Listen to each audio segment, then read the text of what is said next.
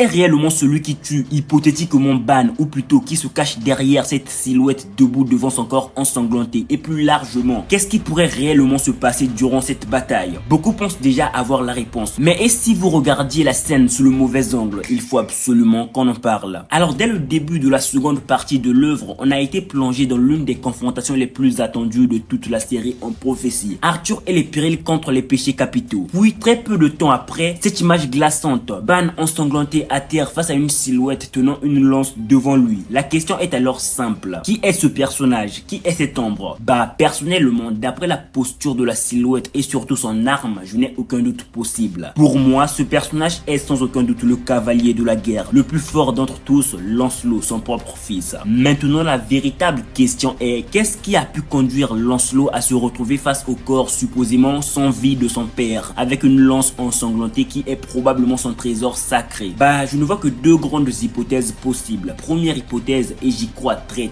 moyennement, Kat aurait trouvé un moyen de contrôler Lancelot, le poussant à affronter Ban, allant peut-être même jusqu'à le tuer. Avec la force actuelle de Lancelot, on est tous d'accord que ce ne serait pas si impossible que ça. Dans ce cas-là, la silhouette serait bien le meurtrier de Ban. Son propre fils l'aurait hypothétiquement tué. Mais dans cette même logique, peut-être qu'au lieu que ce soit réellement Lancelot, ce serait simplement la Dame du Lac qui aurait pris possession de son corps. Elle aurait très bien pu décider de donner un coup de main à Kat, qui reste malgré tout son frère. Ce qui ne serait pas si déconnant que ça, puisque la Dame du Lac vit désormais en Lancelot. Et on sait très bien tous depuis Nanatsu no Taizan que deux consciences dans un même corps ne font jamais un bon ménage. Mais il y a une autre hypothèse bien plus cohérente avec les événements actuels, et pour moi c'est sans aucun doute la plus logique. La silhouette serait bien Lancelot, mais pas en tant que meurtrier. Il aurait simplement rejoint la bataille pour tenter de sauver son père. Après avoir affronté plusieurs chevaliers chaotiques, il aurait découvert Ban grièvement blessé. Ce que l'on voit alors ne serait pas Lancelot achevant Ban, mais Lancelot avançant devant lui pour le protéger ou lui venir en aide. Et franchement, penser que Lancelot puisse tuer Ban est tout simplement inconcevable. D'autant plus que d'après la courte discussion entre Kat et la Dame du Lac, Kat n'a actuellement aucun moyen de manipuler Lancelot. Et enfin, pour finir en beauté, il reste une dernière possibilité, et celle-là est particulièrement tragique. Et si ce n'était pas Lancelot qui avait été manipulé, mais Ban